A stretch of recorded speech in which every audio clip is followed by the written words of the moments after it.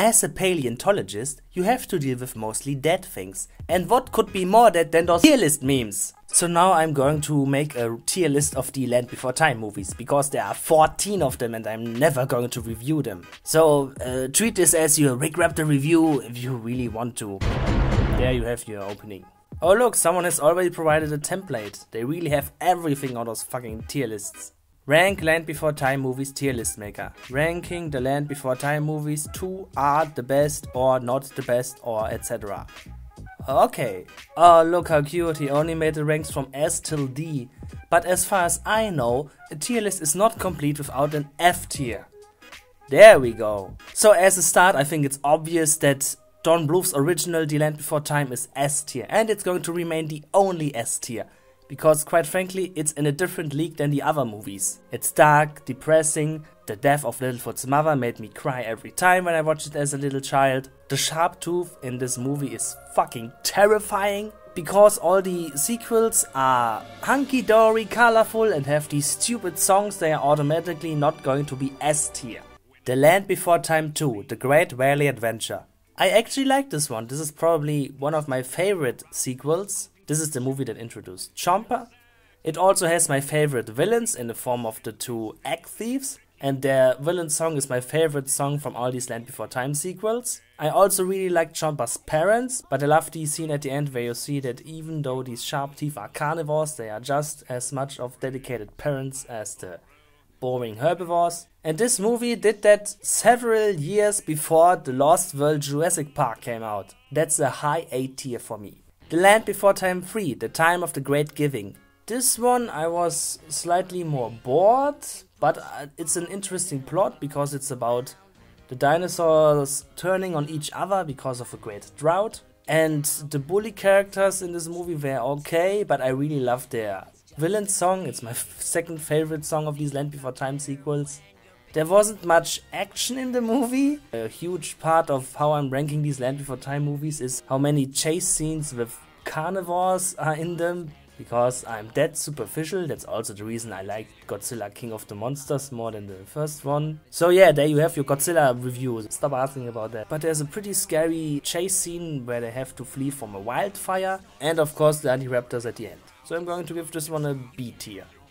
The Land Before Time 4, Journey Through the Mists. This was one of the weaker ones. I did like the introduction of Ellie, a love interest for Littlefoot, but she never returned in the later sequel, which is weird because some of the other sequels have characters from the sequels returning, so why the hell does she not return? This is also a special episode because this is the first time we have Spike actually talk a single word, and it's of course the name of Ducky. But the villains of this movie were not that great. They are played as the comic reliefs. I liked them as a child, but I realized that it makes for a really stupid movie when your two main antagonists are that stupid. In the second movie it works because even though we have these two bumbling Struthiomimus, we also have a real threat in Chomper's two parents. But in this movie we only have these two idiots. So I'm going to give this one a C tier. The Land Before Time 5, The Mysterious Island. This is the return of Chomper, which I really liked. I also liked their song about the big water. It's probably my favorite non-villain song. I liked the idea of the new super predator, which apparently is a Giganotosaurus. So long before Jurassic Park 3, this movie first had the idea of a theropod bigger than T-Rex threatening those. And even this movie for kids understood that you want to see the T-Rex come out on top at the end. I also love how Chomper's parents have subtitles and are talking with him. That was pretty fun. So I'm going to say this one is also A tier. The Land Before Time 6, The Secret of Saurus Rock. This movie was okay. I liked the lone dinosaur. I liked Doc. He was like a more interesting version of our protagonist, sauropods. This one also doesn't really have any memorable songs. I found the sharp tooth design really interesting. I had no idea that fucked up face was supposed to be an Allosaurus. But the whole superstition about bad luck and the part where Littlefoot crawls into the mouth of a living sharp tooth to retrieve a tooth, that was really stupid. So I'm going to give this one a B tier. The Land Before Time 7, The Stone of Cold Fire. This is where things really start to get worse. This movie is more colorful than the previous sequels. There's some CGI camera movement and CGI backgrounds which really stick out. This one also has the worst story. I like Petrie's uncle, who was like an anti-villain where you were not sure whether he would turn out to be a good guy or a bad guy. But this movie doesn't have any theropods apart from one really short flashback scene. And also there are these two rainbow faces, and at the end it's implied they are aliens watching them, and this is by far the worst thing that has ever happened in the Land Before Time movies. And the plot is also just about a meteorite falling down, and everyone wants to see this meteorite because they are assuming it has magical powers, so that's also really bullshit plot. So this one gets a D tier. The Land Before Time 8, The Big Freeze. I really like the idea of these dinosaurs having some sort of climate problem, so they encounter snow for the first time. That was pretty interesting. I really like the idea of Spike finally meeting a family of stegosaurs and the drama whether he would follow them or stay in the Great Valley with his adoptive family. I really liked the Pachyrhinosaurus character. And after the Storm of Cold Fire movie was so boring, this one at least has some sharp tooth action. And also at the end we have the second time that Spike talked in the movies where he's calling Ducky's mother Mama. So that was pretty sweet. So this one gets a B tier, but higher than The Secret of Saurus Rock. The Land Before Time 9, Journey to Big Water. This was also one of the more boring ones. And the entire movie they are basically just walking alongside a river with this thing until they arrive at the sea. I like that they reprised their Big Big Water song from the 5th movie, but there are only 2 scenes of carnivores in this movie. The brief introduction of the pliosaur, and then the pliosaur only shows up in the very end. But at least this is the only time in the entire Land Before Time movie franchise, I think, where the Sharptooth does not get its ass kicked in the end. In all the other movies, even in the original movie, the Sharptooth at the end gets thrown into a cliff or gets some rocks dropped onto it, but this pliosaur really just follows the ichthyosaur and is never seen again. So, because the rest of the movie was so meh, I'm going to give this one a high C tier. The Land Before Time 10, The Great Long Neck Migration. This one I really liked again. The plot is kinda stupid because these sauropods from all over the world are congregating to this one spot because they all have a vision that the sun is falling down. That was pretty stupid. At the end it's just a solar eclipse. But I really liked how many different sharp teeth they encountered along their way. For example, they have this Sarcosuchus, and you can just compare how stupid the Deinosuchus in the 4th movie looked with how cool the Sarcosuchus looked in this movie. And at the end they have 3 Tyrannosauruses simultaneously, so that makes for some pretty great fights. And also, the most important part, this is the movie where Littlefoot finally meets his father again, which was something I would never have expected because all these Land Before Time direct-to-video sequels tend to be completely interchangeable in how little the story matters, and this is the first one where actually something really impactful happens. So I'm going to give this one a low A tier. The Land Before Time 11, Invasion of the Tinisauruses. This is the part where I stopped caring. Even I, as a little dinosaur fan, stopped after the 10th movie and said, okay,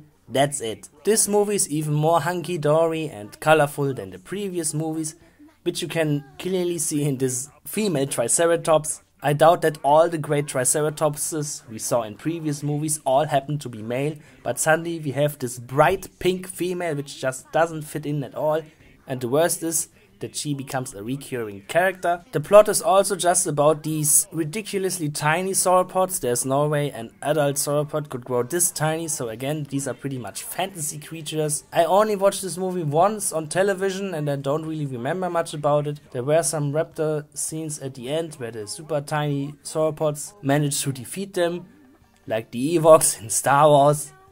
So, this one gets another D tier. The Land Before Time 12, The Great Day of the Flyers. This is a movie I double not care about because I thought the 7th movie was already the one that was mostly about the pterosaurs and Petrie. But now we have a movie about Petrie in a flight performance show, which is the kind of bullshit you would never have in these prehistoric wild animals. They had a Spinosaurus, that was pretty nice, but apart from that the plot was really boring. The pink Triceratops now has a baby with Sarah's father, and the baby is also pink, so that's disgusting. I have to give the movie some credit for introducing a Microraptor, even though it's weird that they are all puzzled at his feathers, because we already saw a feathered animal in the 4th movie of this series, and it's also pretty hard to identify this thing as a Microraptor. So on the one side I could give it a low C tier just for having a feathered Microraptor, but on the other side, because the movie is so bland apart from that, I am giving this one a high D tier. The Land Before Time 13, The Wisdom of Friends. Ah, fuck this one. This one has probably the most brain dead plot of them all, because it's about this herd of yellow belly feathered dinosaurs coming to the Great Valley and literally being too dumb to survive. So Littlefoot, even though he's still a child himself, has to lead them to their possibly imaginary Berry Valley place, and this movie is just stupid. These creatures shouldn't be able to exist because they are fat and dumb and idiotic, and along with Dino Time, this is a perfect example on how not to represent feathered dinosaurs. And I will also never forgive this movie for ruining Baby-Piaosaurus when you look it up on DeviantArt. This one gets a fucking F tier. F for fat fetish fuel.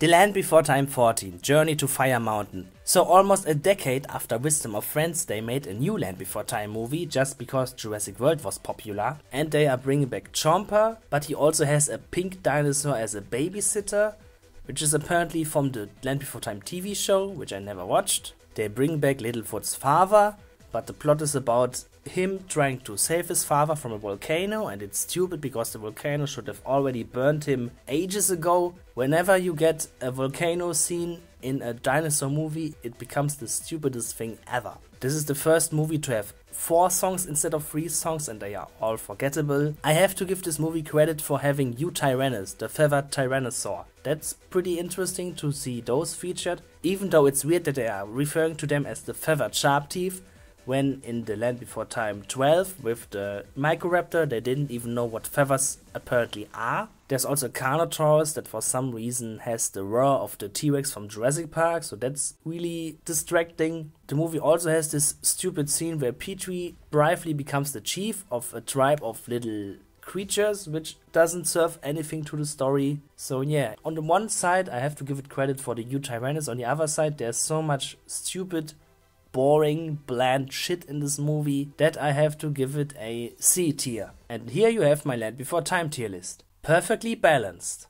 That's a Walking with Dinosaurs quote. Perfectly balanced.